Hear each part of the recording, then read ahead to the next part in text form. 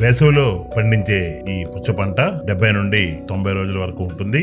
నేలలు ఇసుక నేలలు మరియు నల్లరేగడి నేలలు అనువైనవి. pH వాల్యూ 6 నుంచి 7 వరకు ఉండాలి. నీటి యాజమాన్యం తడులు పెడుతూనే ఉండాలి.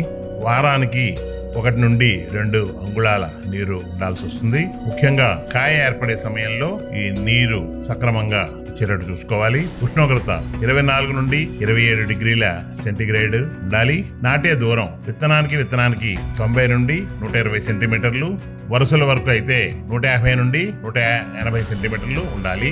భూమి ఆరోగ్యంగా పంట ఆరోగ్యంగా ఉండడానికి సినర్జీ వారి ఫార్ములా 7 10 కేజీలు లేదా సింజైమ్ గ్రాన్యూల్స్ 5 కేజీలు, వాటితో మనీ గోల్డ్ 4 కేజీలు కలిపి వేసుకుంటే భూమి ఆరోగ్యంగా ఉంటుంది. భూమి చాలా మెత్తగా గుల్లగా తయారవుతుంది. పంట ఆరోగ్యంగా రావడానికి అవకాశం ఎక్కువగా ఉంటుంది.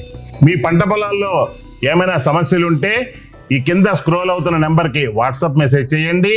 మేము వాటి మీద పూర్తి వివరాలతో వీడియోస్ తీసి ఇందులో పొందుపరుస్తాము. సినర్జీ అగ్రోకెమికల్స్ యూట్యూబ్ ఛానల్ని సబ్స్క్రైబ్ చేయండి. మీకు మరిన్ని వీడియోలన్నీ కూడా బాగా కనబడతాయి. మీ పంట పొలాల సమస్యలన్నీ కూడా వెంటనే మీకు సమాధానం దొరుకుతుంది. సినర్జీ అగ్రోకెమికల్స్ డెస్క్ నుండి మీ శ్రేయోభిలాషి రవిశంకర్.